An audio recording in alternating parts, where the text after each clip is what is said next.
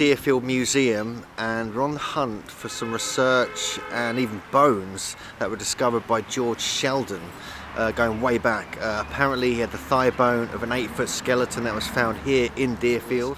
And now we're going to see if there's anything we can find actually in the museum. The person we need to speak to is not around, unfortunately, but we don't think there's much is going to be said about it, like with many of the other giant reports we've come across. So, we're just going to get a little bit of background on this find with Jim Vieira.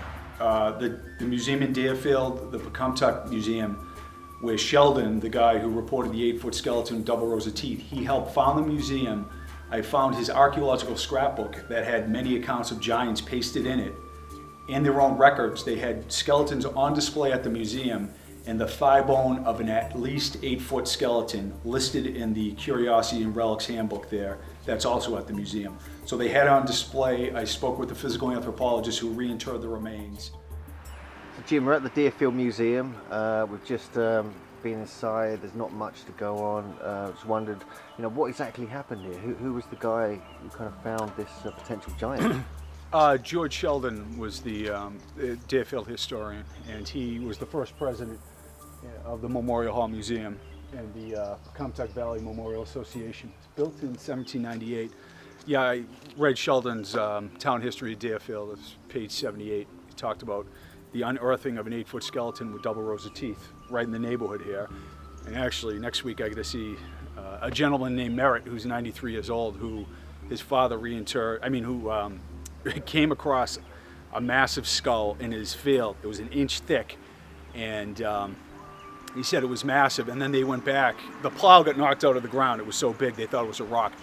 They took the rest of the skeleton out, and his school teacher put it together way back when. He had it in his barn for like 50 years, and then it got buried back in the ground. A Native American woman came by a couple years back.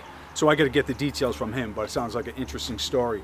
So anyways, Sheldon has the archaeological scrapbook here, but on display they had a large skeleton from Gill. Could have been, just a little larger than normal, but in their records, it says that they had the thigh bone of an at least 8-foot tall skeleton on display. So I'm wondering how long that thigh bone is, how many inches it is, do they have photographs, there should be a record of it. I talked to a physical anthropologist who was part of the group that reinterred the remains as part of NAGPRA. So it's just like the woman just told me that certainly they were reinterred, they're repatriated somewhere around here. And the question is there any photographic evidence or measurement of how big the bone was?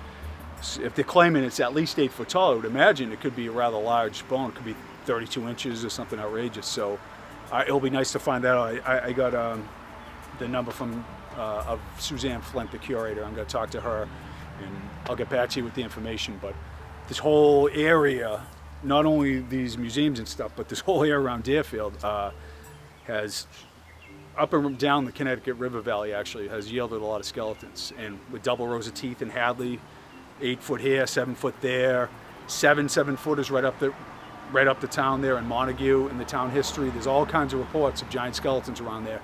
And there are habitation sites that go back like 11,000 years between Turners and Amherst in this whole area. So there were native tribes here, and there were giants here, that's for sure. And we'll follow up the story and hopefully get some corroboration that there was indeed there was indeed, but something corroborative like the exact measurement or a photograph of it. This is the account of a 9-foot skeleton that was found in Cattaraugus County, New York, and one of the finders, Charles Huntington, built a 9-foot tall and a 7-foot tall wooden replica because his bones crumbled to dust. That still exists at the museum. I can show you pictures of that. That's this one here.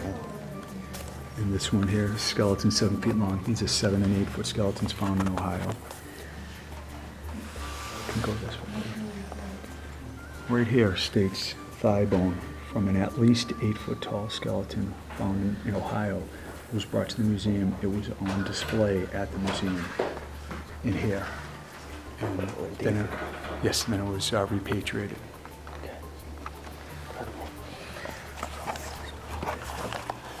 It's 1886.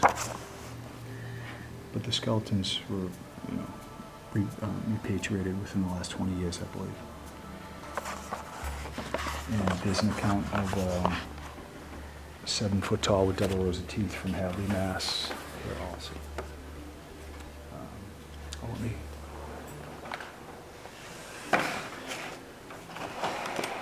Here's the town history of Deerfield.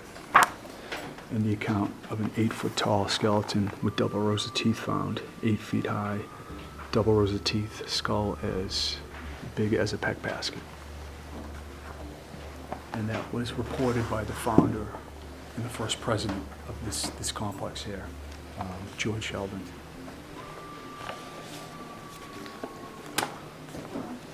So this is Sheldon's archaeological scrapbook right here. He was an eminent historian, and in it he has accounts of mound builder activity and other things, but he also has reports of giant skeletons mixed into from the New York Times and other sources. And I encountered this several years ago, not knowing, just I had it put before me and found these reports in here.